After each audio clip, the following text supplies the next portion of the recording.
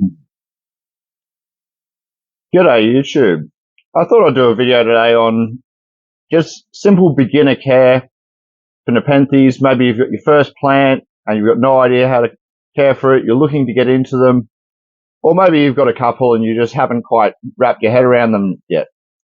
You'll notice here I'm walking around with a crutch at the moment. I've torn the meniscus cartilage in my knee, so should be a fun few weeks or more recovery there, but that's irrelevant to you guys, so I'll get on with nepenthes. So I brought in this Rebecca sofa cutting here. You might see it's a bit sunburned, it's a bit not looking its greenest and happiest. That's because I grow this out in near full sun, outside in my backyard here in Sydney. And the reason I do that is to toughen the plant up for sales, because a red leopard like this is probably going to be sold to a beginner, someone who hasn't kept them before. So I don't want to sell, plants out of the greenhouse. Yes, they're strong and they're growing well, but they're acclimatized to a high 80% plus humidity. So it could be tricky to acclimatize for people. Now, you can see around me, I've got all sorts of amazing nepenthes in here. Huge collection. I've got grow lights, humidifiers, I've got air conditioning, heating, everything you could want to control the environment in the greenhouse.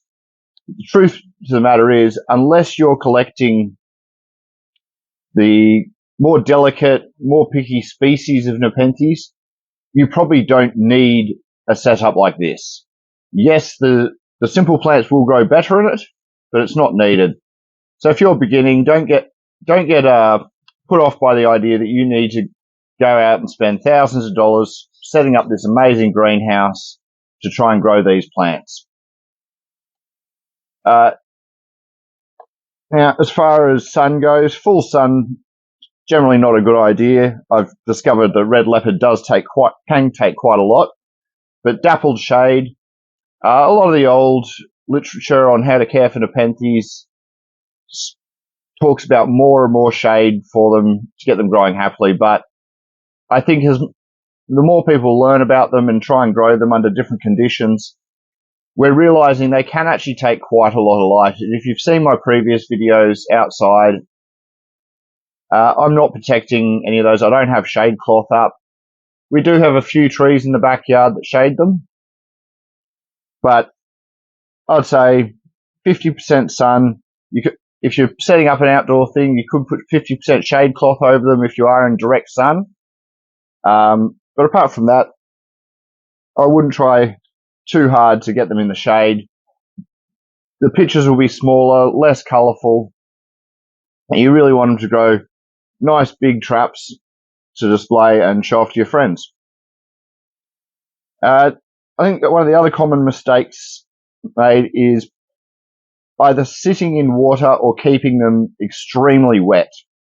Now, I don't keep any of my nepenthes in water, but you'll see I've got a little tray on the bottom of these pots. That gives them a little bit more moisture after watering. The media can wick up the water. Now, I only do that on plants that are outside or plants that are actually getting too big for their pots in here and they're starting to dry out quickly. So that'll be an experiment for you guys, is as you're setting up, do you need the water tray underneath or not? But definitely don't keep them in a tray of water like you would Sarracenia or Venus flytraps. You're just going to kill the plant, unfortunately. And I've seen people suggest it or recommend it before.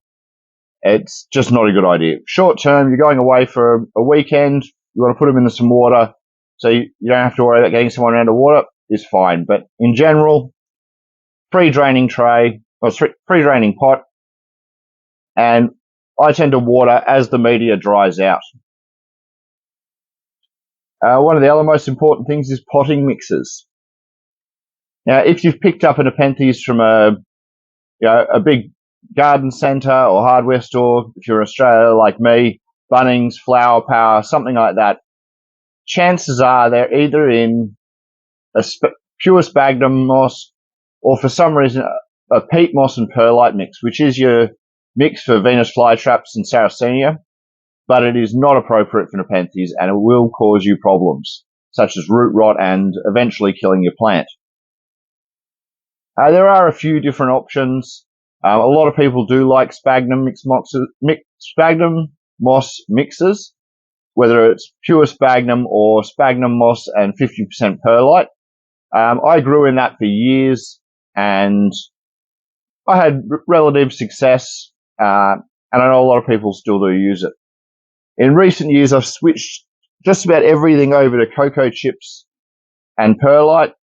The one issue there is you do have to soak any salts out of the chips before using it, just to bring that salt levels down, because salt will poison nepenthes and most plants, to be honest, but they are more sensitive. As for water, I'm lucky here in Sydney that our water is clean enough and pure enough that I can just water out of the tap. I do try and flush the pots out to wash out any residue that's left in the pots, and I'm starting to see it on some of my fiance's indoor plants. We've got a top dressing of sphagnum moss, and there's salt buildup because those plants don't get flushed out because they're inside the pot. So I have to bring them out soon and wash them out with the hose. But if you're in a different country, America, Europe, I know a lot of places over there, the tap water is essentially toxic to nepenthes. Now, this is easy to check if you just get a cheap $10 TDS meter off eBay, Amazon, something like that. And what you want to look for is you want the water to be under 100 parts per million. And that's testing the dissolved solids in the water. So anything that's built up, anything that the city's adding to the water will make up that 100 parts per million. I've heard some people have, 600-700 parts per million, and your nepenthes just aren't going to last long watering with that. The other options being rainwater, distilled water, or reverse osmosis water are the best options. Now, when you've only got 1, 2, 3 plants, it's very easy to just go pick up a big bottle of distilled water. Obviously, for me, I wouldn't even want to think about how many litres of water it takes me to water my entire collection these days. So I'm very thankful to be able to use just the tap. But I do have a reverse osmosis filter that I tend to water my indoor nepenthes with. Again, you'll see in other videos, I've got a Highland fridge to keep those cooler plants happy, and a terrarium full of heliophora. Generally speaking, that's all I use for them. In a pinch, I will use tap water if I don't have time to run the filter.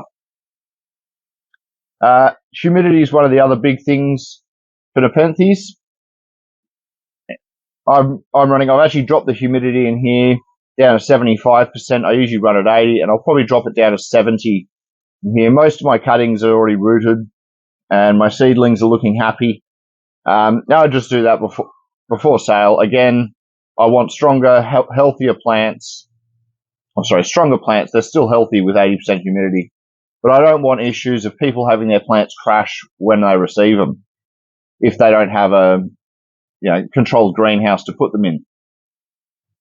But a lot of species, and particularly hybrids, if you're looking at beginner plants, this red leopard is a Ventricosa cross maxima, and most hybrids based off those parents will do fine in a brightly lit windowsill, a semi-shaded spot in your backyard, or if you're in an apartment, just under a cheap grow light on some shelves.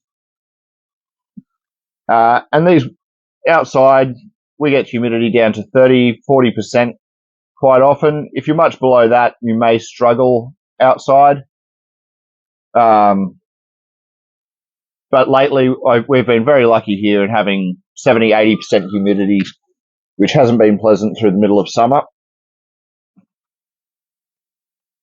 But yeah, as long as you've got, I'd say 50% on average, you should have no problem with growing nepenthes. Give them nice bright light. If you start seeing the leaves start to burn a bit, just saying I don't really have anything within reach at the moment to show you that. But if you've got purpling or red splotching turning up on the leaves, give them a little bit more shade, and they should be happy. the more light you give them, the bigger and brighter the traps will be. Stuff like that.